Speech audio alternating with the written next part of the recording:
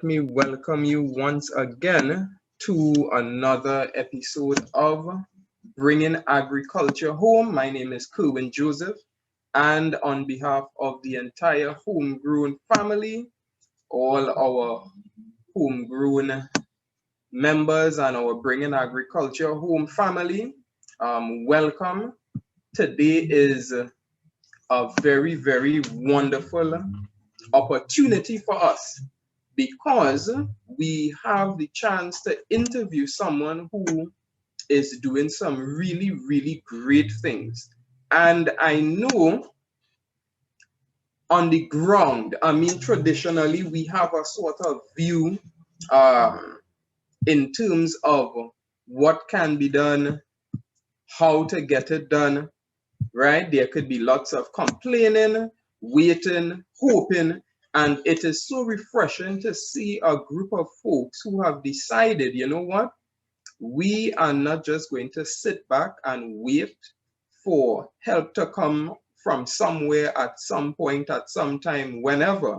We are actually going to take the opportunity and use the resources that we have to do something positive in our community and for our community.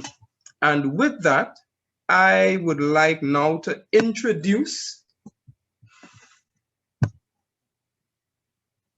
Ms. Rosalind George to join us and let us get this episode of Bringing Agriculture Home started.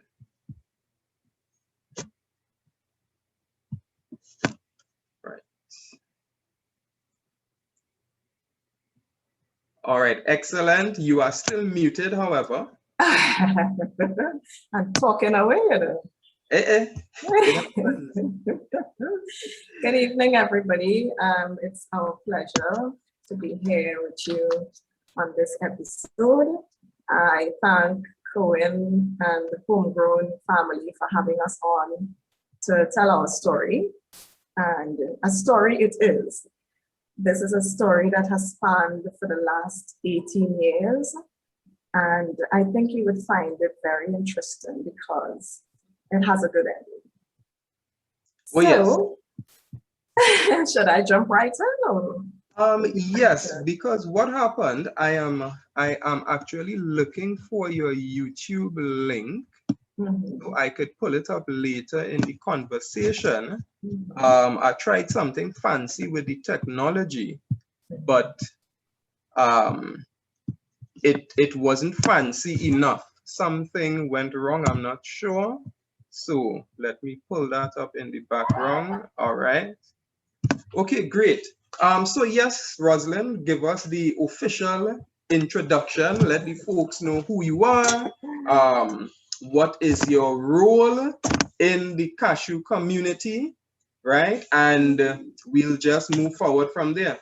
All right. So my name is Rosalind George, and I live at the Cashew Gardens community. This is we refer to it as a semi-rural community situated in Chaguanas.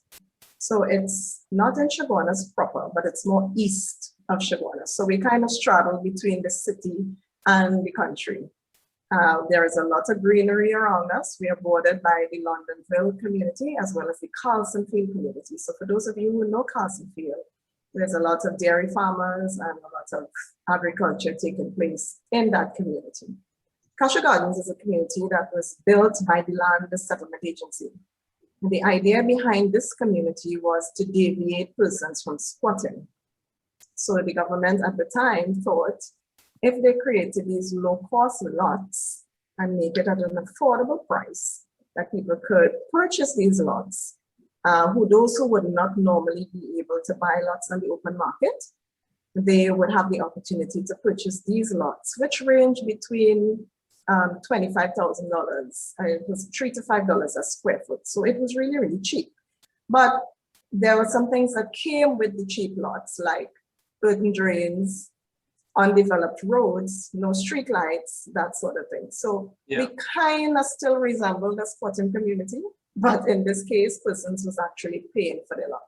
Now, it was a great program because you were afforded the opportunity to pay in an account at the bank, as you could, if you could have paid $10, if you could pay $100, how much ever you could have paid. You had that flexibility while you constructed your home. So the both was supposed to happen at the same time. Right. The money that we paid into the account, however, was supposed to be used to develop the community. Yes. But we know how those things go. The government make promises and we would constantly remind them, and nothing was done. So the council was originally formed with the view of lobbying on behalf of the residents to get the And when you say council, you mean the community council? Cashew Gardens Community Council, yes. Right. It was formed to lobby on behalf of the residents to get the place developed, because I mean, it was deteriorating at a fast rate. The more people started to build and the more big trucks come in with material and so on, you could imagine the all-weather gravel roads that we got started to deteriorate, drainage started to clog up, all sorts of things started to happen. And government changed. And when that happened, you know how the politics is in Trinidad. We were told, well, that wasn't their vision. And the new government just totally ignored the Cashew Gardens community, at least the first phase. The second and the third phase of Cashew Gardens was supposed to be exactly like the first phase. But the new government decided that they wasn't going down that road about low-cost lots and all of that. They wanted to stick with the traditional method of building houses. So that's what they did. The third and the fourth phase, they scrapped the original idea and they constructed HDC houses, and that's how it went. Even in the midst of that happening, our Cashew first phase was still ignored. Right. So we wrote letters, we had meetings with ministers and this one and that one, and we were constantly being ignored. And this is when we decided to take matters into our own hands and develop our own community. When you take matters into your own hands, because I know lots of communities could identify with what you just spoke about in some way, form, or fashion, right? Mm-hmm. So when you say take matters into your own hands, did you all go and start a fire brigade and start bringing tires and all these things and burning them in the streets? Or definitely not. No. Well, the community, we could say the community was at a split where those things were concerned, because they would always be the ones who would want to rabble rouse and burn the tires and cause a bacchanal. But that was not the best approach, I felt. And so we decided not to go that route. We thought that there's another way to get noticed. Okay. And the approach that we took was to, chart our own destiny, pretty much. Right. So bacchanal doesn't build community. Definitely. Okay. At least not in our case. And so you needed money, because in order to build a community, in order to develop the things that you wanted to develop, you had to get money. So our first project, our very first project was a community garden. Just like you have been promoting, Cohen, right, that you have to start growing stuff. And we weren't growing stuff to eat. We were growing stuff because we didn't want to be going with a raffle ticket to people's homes all the time. Now, remember, I described the people who got these lots, right? Yes. Low-income earners, minimum wage people, that sort of thing. So it really makes no sense going to the same pool of people over and over with a raffle ticket, asking them or a barbecue ticket to buy a barbecue. Yeah. So we had to, build a sustainable project that would generate income to do the things that we wanted to do in the community. So agriculture was the way we chose, because the community had land. So we went back to the developer. Before we move forward, at certain places, yes, I would say to stick a pin, right? Okay, because there are certain points that I really don't want our audience to miss. Mm-hmm. Now, you said something which I believe, you say mustn't put your head on a block, but I feel in this case, I could put my head on that block, that every single community has land available that can be used to help feed themselves, as well as generate an income through agriculture. I feel I could put my head on a block on that one, because you said the community already had land. Yeah. And I believe sometimes what we do in the midst of the complaints and the hurts and the wants and needs, we can overlook the things that are already right there in front of Correct. us. That's All right. right. So you seem to be a person who is able to identify these existing resources. So tell us what you did with that land. But then remember, there is a saying that once you have land and you have the water, you can't start. Right? So to support what you just said, we had the land, we had all the facilities in place, we have the labor because we have women who were at home, single mothers or housewives that were at home. And we decided to look around the community and see what were our assets, what sort of, resources we had that we could have worked with. So could we consider this as step one? Certainly, this was definitely a step one. Look around the community, see what your assets are, see what your strengths are, and identify your weaknesses as well, And so, in order to get the garden started, you come back to money, but because we were a registered community NGO, we were able to approach. At that time, it was the Community Development Fund. There was an agency in Trinidad called the Community Development Fund that would give communities small grants. And a grant is not a loan, a grant is a gift. So they would give the community small grants to start a project. So we went to them with our agriculture project, and they were so gracious to give us a grant of $46,000. We solicited the assistance of the Ministry of Agriculture because all of this fancy thing I'm talking about, I have no clue about agriculture and plants. No. I wouldn't even consider myself to be having a green thumb. Right.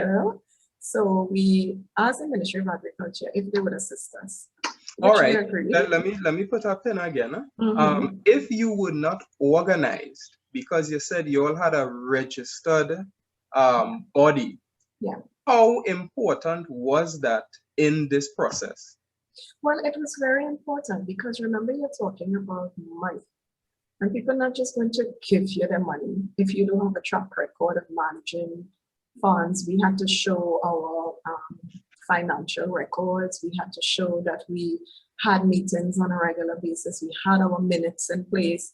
We have a group of executives registered. So we have a treasurer, a president, a secretary, going on the road. And we were able to show that we were organized. So this is the point I was going to make. So you all had to get organized. Yeah, well, we were organized. Yes.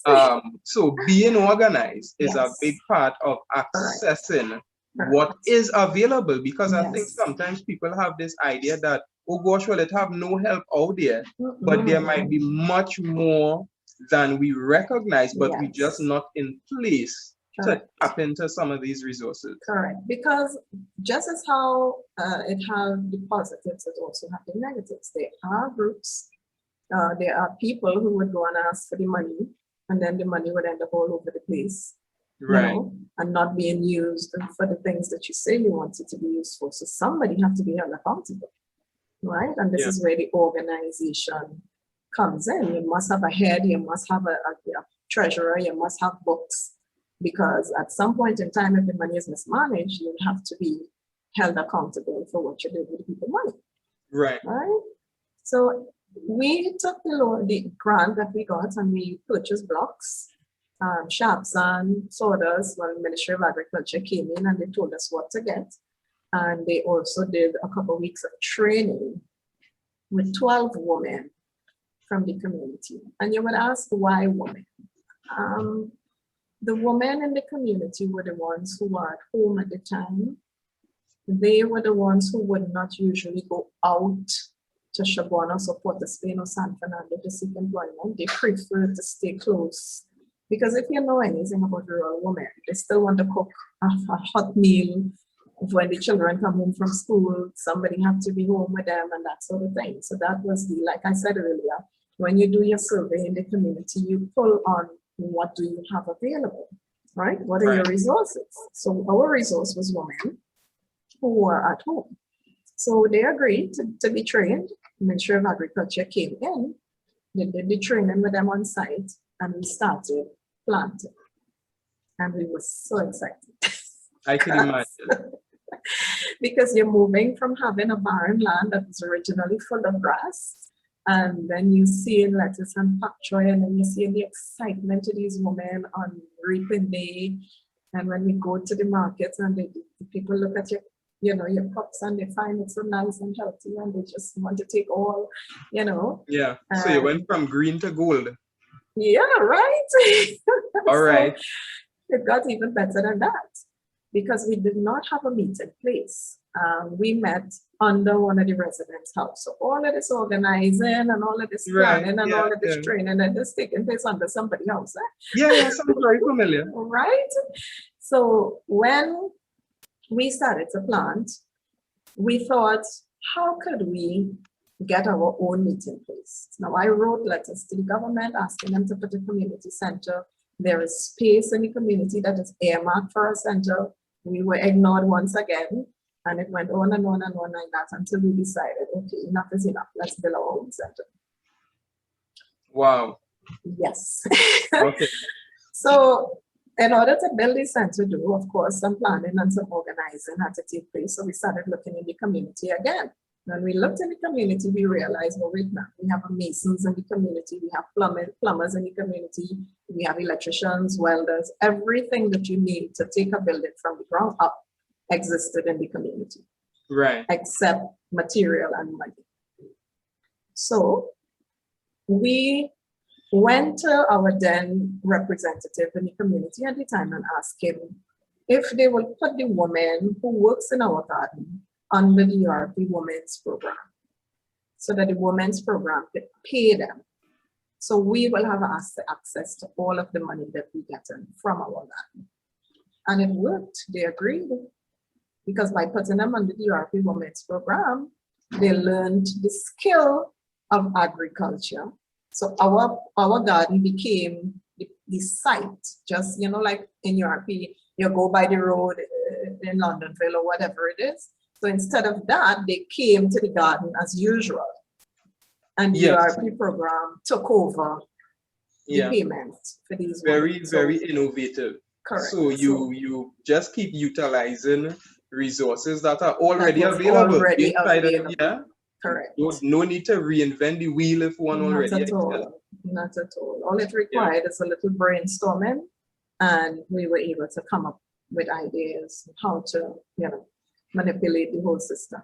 So when they agreed to pay them, everything that we sold in the garden, which was predominantly pak choy and lettuce at the time, because that's like I short crops, that you could get an easy turnover. And we started to invest this money into building our community center. And it didn't happen overnight. When you get some blocks and you get some cement, and you phase by phase by phase. And as it is now, we have 2 20 by 20 rooms, as well as a shed. We have a kitchen, we have a computer center, we train the kids every evening after school, well, before COVID, of course, homework assistance. We started a senior citizens computer literacy program so that our seniors could learn to use WhatsApp and Facebook. And all these initiatives that you all piloted on your own. Totally on our own. Right? So your community decided, listen, let's come together. Let's look at what we have. Let's look at who we have. Let's see what we want, what we need. Correct. And I mean, you all do what we ask people to do. You all got going, right? Or we would say get growing. So you mentioned so many things already. I want to dial back a bit. The garden, how many people were employed at the garden? We had 12 women employed. So 12 women were basically now receiving regular employment, regular income, through a community initiative. Yes. All right. Yeah. Okay. So let's jump back now to the community center and all these all the things you all were doing. Now I'm still looking at the time. And one of the things I definitely want you to spend some time on is the recycling project, right? So I might be jumping the gun a little bit. So go ahead with the community center and just ease us into that that recycling. The community center was really the catalyst that helped us get all of the things going. Because once you have a hub, once you have a meeting place, that was like, you know, the engine room. Right. People started approaching us to participate in projects with them. So the Adopt a River program came to us and said, hey, we want to train some young people in the community to adopt rivers closest to them. Would you all be interested? Sure. We don't turn down offers like that. Why did that happen though? Because I think people like to see movement. And once you see movement is taking place, you know, you jump on board a moving train. You're not going to jump on a train that's not going nowhere. You know? Ideally, what you are saying is when people actually get organized and start to move, help that was hiding starts to show itself. Correct. And opportunities that were already there start coming out in the open. So now, even though at first you all were approaching people, they actually got a point where people now started approaching you all to participate in positive things. Exactly. All right. So when our young people did that, it was done for an entire year. As a matter of fact, it was done all over the country. And with the exception of another group that was actually merged with us, we were the only two groups that completed the project. That went into the river every month, took samples, did the water quality testing, and submit the data to WASA. As a result of that, WASA ended up getting into an arrangement with us where we have a memorandum of agreement with WASA to continue sending those samples to them every month, and we continue to do it. But because of that program, this is where the recycling came in. Because of doing that, every time we would visit the river, we would be really appalled at the kind of plastics and, you know, fridge and the kind of things that people were just indiscriminately dumping into the river. And the young people started to complain about it. And it was touching for me to see that they were noticing the damage that was being caused to the environment. Okay, so it's not the adults really were the first ones not to... really. They noticed it and they started to fuss about it. So when they started to fuss about it, I mean, like, why Trinidadians so nasty? Every time we come in the river, we see all of this stuff, you know? So they started to fuss. So that's when it kind of dawned on me that, okay, how do I engage them to do something about this problem, right?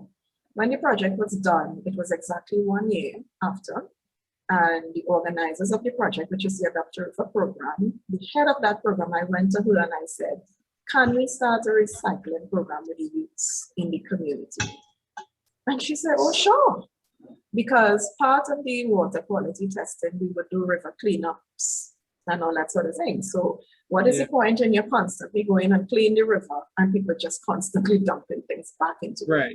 Yeah. So the idea was, how can we teach people to sort their trash from home and send it to a recycling facility rather than all of this plastic ending up in the waterways, in the rivers, in the seas, on the streets, all of that sort of thing.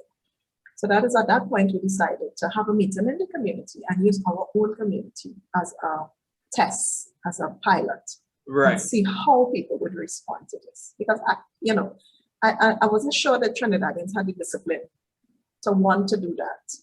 But our community proved my theory wrong, because we had one meeting with them. And we told them what the plan was. We partnered. Now, a lot of what we were able to achieve is through partnership. So we partnered with Carib and we partnered with several other people who donated stuff to our recycling initiative. So Carib sent barrels, other people sent plastic bags, clear plastic bags, and we had some very influential people at our initial meeting who spoke to the community about why it's important to recycle. Show them a little film and saying, and pull at their heartstrings a little bit. And immediately, persons in the community started recycling. But we realized that we had to make it easy for them to, because it's something new and something that we wanted them to do. So we put barrels on every street. And Okay. then we got the young people involved, the same young people who was fussing about the plastics in the river. Right. Right? They Yeah. got involved to empty these barrels down. So then we had another problem. What are we going to do with these bottles? Right. Yes.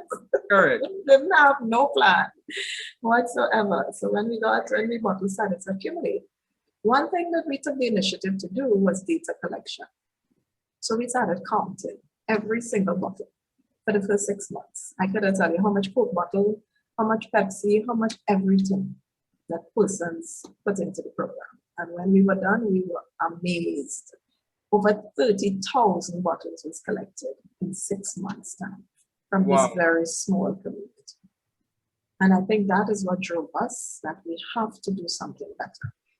We got support from Recycling in Motion. They agreed to come and take the recyclables out to the community, and then we partnered with Swimpal. We asked them if they would put 2 of the bins. We were able to show them our data and said, this is what the community is doing. We need your support to get stuff out to the community. So Swimpal put a bin. All right. Just now, again, because I It's just so heard, much. yes, I'm hearing this with data. Yeah. Well, for me, my ears will track it from since the beginning of the conversation, Yeah. because just doing a community survey, you're collecting data, right? Knowing who is the plumber, who is the carpenter, knowing all the skills, you're collecting data. Yeah. Then you mentioned you all were one of the only, one of 2 groups that actually completed the, remind me, the river water quality testing. The water quality testing, which again has to do with that collection of and responsible collection of data, of the samples in order to present. So all this actually, how to put it, really prepared you all to keep taking on these types of challenges, because you already laid a sort of groundwork. And the reason I'm pointing these things out is because I want us as collective TNT to see that, number one, we could really disqualify ourselves at times way too easily. And number two, that need to be organized and to have a very organized approach to the way we do things. Because I mean, you could have just said, well, look, we collecting bottles. Why I must sit down and get 1 Coke bottle, 1 Pepsi, 1 Chubby, 2 Coke? I mean, I could imagine how much time it was tedious would have even gone into that. But then when you did that and you could now go to an organization and say, look, this is what we have been doing. Look at the data, right? And Cohen, initially, when we started to collect the data, it was not even with the intention of taking the project further. At that point in time, it wasn't even in our minds. All we want, it was just out of curiosity. Let's just see out of pure curiosity, how much bottles our little community generated. And then perhaps we can multiply that by $1.3 million and have an idea what the country is generating. Okay. You know? But because of that data collection, a little later on, we were introduced to the Green Fund. And we were advised that, you could actually approach the Green Fund and get funding to expand this project, because it's such a great initiative that you have started. And you should continue it. And as a result of that, we thought, okay, well, let's look at it and see what the possibilities are. And we did. We sent in the Green Fund application. We were able to present our data. Sure. Okay, we've been doing this. This is the result. And although I think it took a while, because Green Fund is accustomed to funding big organizations, UV and PASA, and all of those people are the ones who get funding from the Green Fund. And here it is, this little community from in the back of nowhere in Chagonas, coming to us to ask for resources to extend this recycling program. So they took a while. And I think if they could have said no, they probably would have said no. But they couldn't say no, because they had no reason to say no. Right. Because we were organized, we had the evidence to show, and we were not giving up. So our application took 3 years. And even at the end of the 3 years, with them sending it back and forth, and we would not give up. At the end of the 3 years, they still cut the funding in half what we asked for. Yeah. But I think they were testing us out too. One of the statements that was made when we went before the board of the Great Fund is like, so what, and it's another man in this group? Because it was 4 women who went in to make the presentation. Yeah. You know, so they were testing us out. And so I don't know, maybe they trust women with the money, but I'm just kidding. No, well, that for me is still a great lesson because well, we always talk about growing minds, food, and businesses.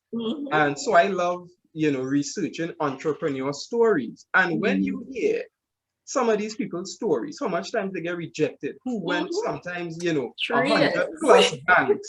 I think the average person cannot even comprehend getting turned down for anything 100 plus times. Correct. But, this is where your conviction comes in. Exactly. So, you said you refused to give up. And I think no, because we believe in our project. And if you don't believe in yourself and believe in what you're doing, we were doing it for a few years before we even approached them without any resources. My trunk was the garbage truck moving the plastics from here to there. All of us got involved, the whole council got involved in counting the bottles. We used to call it counting day. Everybody got involved because we believed in what we were doing. And if you don't believe in yourself, then who will believe in you? Correct. So as a result of all of this, I leave out so much because there's so many things we were able to achieve along the way. We were able to change our when we got the Green Fund funding, we were able to employ 10 people permanently. Presently, we were able to purchase a vehicle. We were able to merge with us. Speed past that. When you say purchase a vehicle, we're talking about a little 80 wagon or something. No, boy. Well, but this is 3.5. Ross, you can't just come and fly through that so quick and purchase a vehicle. You have to be specific. What kind of vehicle? We did not want to depend, because the way we modeled our project, we wanted to take what we were already doing and take it into 8 other communities around us, which we already started doing some groundwork with. And in order to do that, we can't strain the resources of the people who are helping us take the plastics out to the community. We now have to see about taking our own plastics out to the community, in addition to the 8 other communities that we want to get on board with our project. So that was part of our proposal when we went to the Green Fund. We want to encourage communities around us to do the same thing, and we would remove our plastics. So in order to do that, we had to get our own transport. So part of the funding that we got was to purchase a 3.5 truck, which we wrapped and all of that. Now, I know you have some footage and you have some videos. So at this stage, you may want to show some stuff. So so when you say, oh, you got a little vehicle, what we have on the screen here is this the little vehicle you're talking about? That's the one sub, because now, believe it or not, it's filling up so fast that we already see the need to get about 2 more like that. And again, let me just slow things down a bit for those who would have been present since the beginning of the conversation. This is a community that really felt overlooked, as I know many of our communities do, many of our people do, but they decided, after many attempts as well to get help, that they are going to take the initiative, right? And after, organizing, after getting started, after launching out, and looking at needs and looking at opportunities and ways to add value, they were now able to access funding to purchase something like this. Look at this lovely looking, listen, right? And I'm seeing at the side of this CGC. So notice they have their own logo and everything. So it's not just, some small fly-by-night type of operation. And I think this is where we need to see ourselves. We need, as citizens, as communities, first even believing that we can go after things like this, right? We can create this type of value. So now, from just being, you know, transporting with a personal vehicle, right? It is getting to a point where even this truck might not be enough. So as we are already here, let me share this video. Come to Cashew Gardens. Cashew Gardens is a rural community situated in central Trinidad. To keep the cost of the land to a minimum, the community was developed with very basic infrastructure. Our first project was the construction of a community garden, as we recognized that in order to build a sustainable community, we needed a constant source of income. The income from the garden provided the funding that we needed to construct our own community center, which would become our hub for the meeting of the minds for future development. At our center, we were able to offer homework assistance to our community children as poverty and other family constraints affected their academic development. We also catered for training our adults in employable skills and even trained our senior citizens in computer literacy. We were able to successfully manage our project, won awards, and gain the trust of funding institutions. We, the Cashew Gardens Recycling Program, has been involved in this project for the last 5 years. Some of our successful initiatives include our community recycling program, our community composting, and our cassava and sweet potato project. As a community, our start was rough. However, through dedication and sheer determination, we were able to rise above our challenges. And although we have a long way to go, we feel empowered to finish the journey now. We can understand, therefore, why we can identify with the Venezuelan community, as we also felt abandoned and isolated in our own country by our own government and had to empower ourselves in order to survive our challenges. The Cashew Gardens community believes that working with Rotary International, MBBI, IEP, and the Venezuelan refugee community, we can create a model project that will assist our closest neighbors. Every day, people risk their lives and that of their children. They get on boats and cross the high seas seeking refuge in an unknown island that is 178 times smaller than their own country.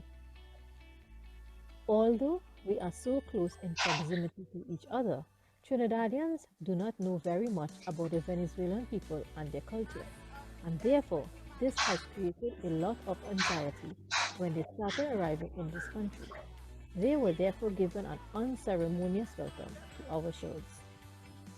What this project seeks to do is to create an opportunity for us to grow as a community, an opportunity where two cultures can combine and learn from each other. With the guidance of the experts from the MBBI and IEP, who designed a peace module specifically to suit our needs, we are willing to host this program in the Cashew Gardens community. We believe through our years of trials and successes, we are poised to manage this process and have a lot to offer to bring about a meaningful result to this confusion. Through this project, we will create awareness, manage the conflict, as well as change the narrative of the Trinidadian population while accommodating our neighbors and empowering them to stay afloat amidst their challenges. Remember, pledge your support to our global grant. Visit www.matchinggrants.org/global and search for grant number G2683. Support our Growing Together project. Thank you. What you just looked at there is a project that's our very latest project. So because of all the things that we've been involved in, Rotary.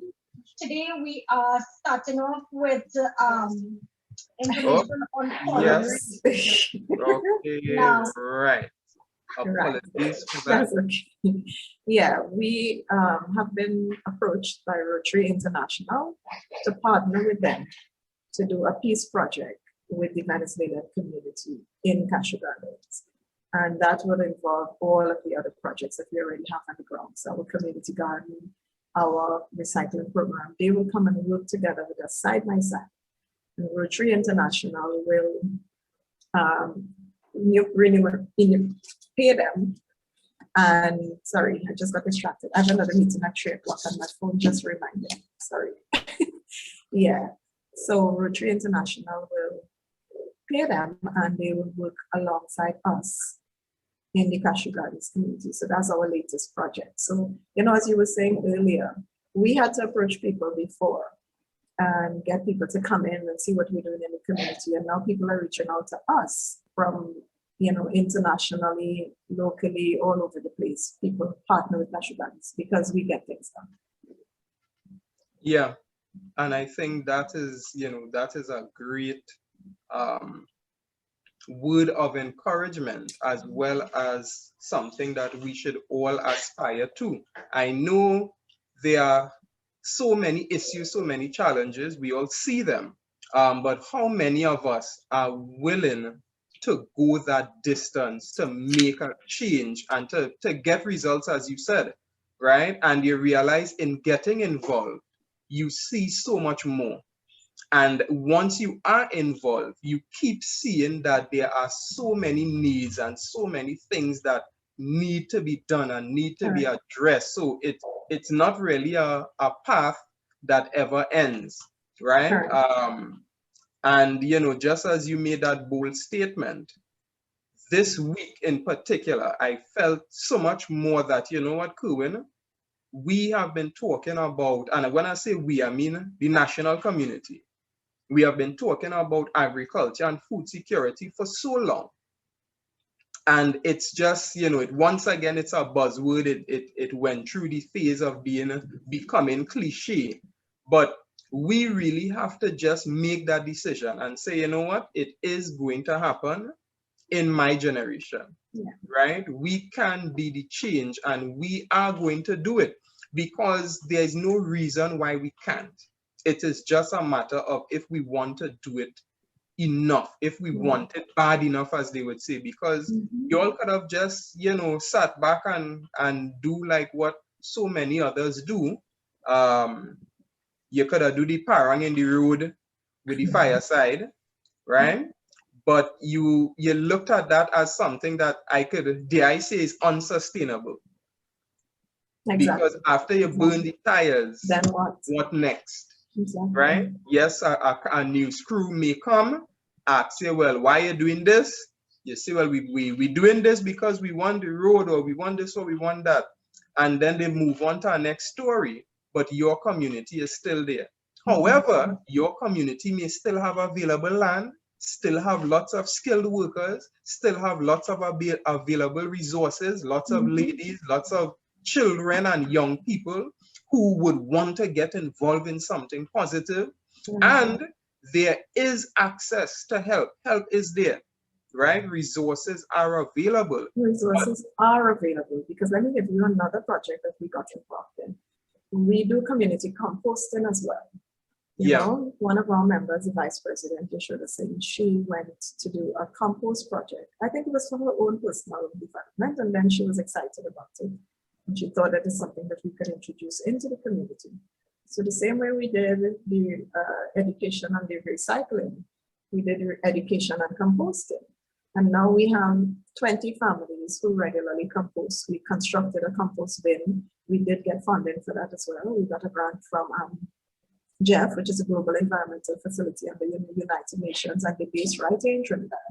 Okay. And they give out grants sometimes twice for the year, ranging between $10,000 to $50,000 US to do projects in your community. Okay. You know? And so we were able to qualify for one of those grants, and we constructed a compost facility, and now we have a compost project going on. We also were able to convert from planting in grow boxes. Now we have a greenhouse. Now a lot of what we did is through partnerships. So we partnered for that particular project with Habitat for Humanity. They constructed a greenhouse for us. There were some challenges with the hydroponic system that they attempted to set up, and it didn't work. And then we had to partner again with Homegrown and CASA in order for them to come and make the system usable. All right. So in as much as we got Habitat for Humanity to give us the start, it was not able to work as we wanted it to work. And we were happy for the start nonetheless. But we had to call in other partners to work with us and look at what we had and say, how can we get this working? Now, we could have left it there abandoned and let it deteriorate over time, but that just did not make sense because too much money already went in to the structure. We have a wind harvesting system there, a solar system, right? We have fans, cameras, a complete greenhouse, but it was not working. And so we had to partner with other people who came in. I want to big up CASA at this stage. I want to big up Homegrown because they came in, they assessed the problem for us. And they said, okay, let's abandon the hydroponic system and let's go to a drip system. And right now we have beautiful lettuce and packchoy growing ready to reap. So our garden is up and running again. So a lot of what you do, we realize you cannot isolate yourself. You can't pull yourself in a corner. You have to work with a lot of different people. Some may bring money, some may bring resources, some may bring skills, some may just come and sit with you and, you know, and give you some encouragement. And because of our approach, we have partners with Digicel. Digicel, when we did our play park in the community, Digicel did the lighting for us. When we did the garden, they built the fence for us, Digicel Foundation. Right, I could call the corporation now. We have a healthy relationship with the Kuba Tabakita Region Corporation. They send labor. We have drains in the garden that their labor constructed. We didn't have to pay for that. Their labor assisted us with putting up the fence itself. We didn't have to pay for that. You know, so when you establish yourself and people trust you and you build your reputation over time, right? I don't know if you noticed one of the pictures in the video that you saw just now. All of us wearing scarf, and we went to the United Nations twice in New York for the Convention for the Status of Women to discuss our program and to talk about what we are doing in this little island of Trinidad and Tobago. Yes. You know, so after you build your reputation and you're established and people get to trust you, then getting help is not a problem at all. It will not be a problem at all. Anything you want done, you have your networks and you can call and you will get the support that you need. So I'm hoping that my talk today was encouraging to somebody. We are always available. We call ourselves Cashew Gardens, the model community, because we said that whatever we are able to achieve, we want to open ourselves up to help anybody else who want to pattern after any of the projects that we were able to successfully accomplish. Yeah. That is excellent. And what I can say now, I'm going to put our cashew people on spot. You know, we like to do that. But no, what I want us to do, I want us to create something that is shareable, right? Just some points, you know, as we would have went through the talk today on how people can begin their own process. Right? We know each situation is unique, each community is unique, but you know, at least a framework that people can follow, right? So I would talk to you some more about that so we could put together a nice little graphic, a nice infographic, and we would now put that up in the Bringing Agriculture Home group, right? So folks would be able to access it. Thank you very much for taking time to share. You see how fast the hour flying? Yeah. Right? And you know, I doubt we even get caught. Exactly. And there is so much more that we ain't even touch on. You know, our kids' camps we would have in the community every year with the children. Back to school hampers, we would prepare for them. I mean, there's so much more that we didn't touch on. But at least our people get the gist of once you get organized and once you have a passion for community development starts with the community. It doesn't start with the government. I don't believe that nobody coming in. Say that again, just say that again for them. Because community development starts with the community. You can't have nobody coming into your community to tell you what you want. Let's come and build a basketball court and build a tennis court, and nobody not interested in that. And the same land that we could have used to plant on. You know, so we have to start telling the government what we want. Yeah. And stop allowing people to come and tell us what we want in the community. Yes. You know?